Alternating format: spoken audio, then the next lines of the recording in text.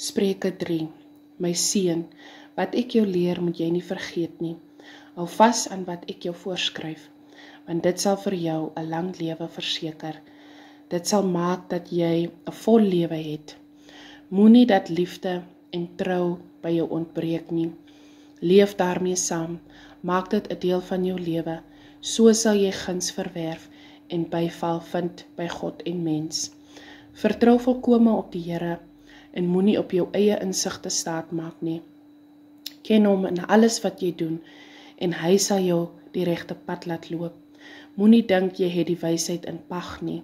Dien die Here en vermy wat sleg is. Dit is die geneesmiddel vir jou, die verkoking vir jou liggaam. Vereer die Here met offerandes uit al wat jy besit en met die beste uit jou oes. Dan sal jou skure oorvol wees en jou paarskype oorloop van die wyn. My seun, aanvaar die straf wat van die Here kom en moet jou nie teen sy teregwysing verset nie, want die Here straf die mens wat hy liefhet, net soos 'n vader doen met sy seun. Dit gaan goed met die mens wat wysheid gevind het, wat insig as sy deel ontvang het, want dit bring meer winste in as silwer en lewer 'n groot opbrengs as goud. Dit het meer waarde as edelstene, wat jy ook al as kosbaar beskou. Niks kan daarmee vergelyk word nie. Die wysheid gee met die een hand 'n lang lewe en met die ander rykdom en eer. Die wysheid bring 'n ryk en vol lewe. Dit is 'n bron van lewe vir wie dit aangryp. Dit gaan goed met die wat daaraan vashou. Die Here het die fundament van die aarde met wysheid gelê en die hemel gebou met insig. Deur sy kennis is die groot waters van mekaar geskei en drup die wolke van vog. My seun, behou die takt en oorleg. Moet dit nie uit die oog verloor nie. Dit sal vir jou 'n mooi lewe verseker en soos 'n pragtige halsnoer vir jou wees. Jy sal jou pad veilig loop en jou voet nie stamp nie.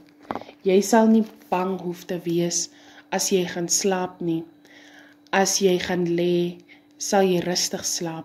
Moenie bang wees dat 'n ramp jou skielik sal oorval, dat die storm wat vir slegte mense bedoel is, jou sal tref nie, want die Here sal jou beskerm. Hy sal sorg dat jy nie in 'n struik beland nie.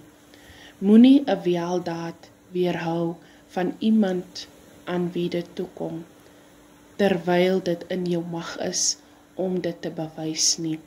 Moenie vir iemand sê, gaan eers terug en kom môre weer, dan help ek jou, as jy nou reeds kan help nie. Moenie kwaad teen iemand beplan, terwyl hy vol vertroue by jou woon nie. Moenie 'n man sommer aankla, as hy jou nie kwaad aangedoen het nie. Moenie 'n man wat sy mag misbruik beny nie, en moenie self soos hy maak nie, want die Here het 'n afkeer van 'n slegte mens, maar neem mense wat reg lewe in sy vertroue.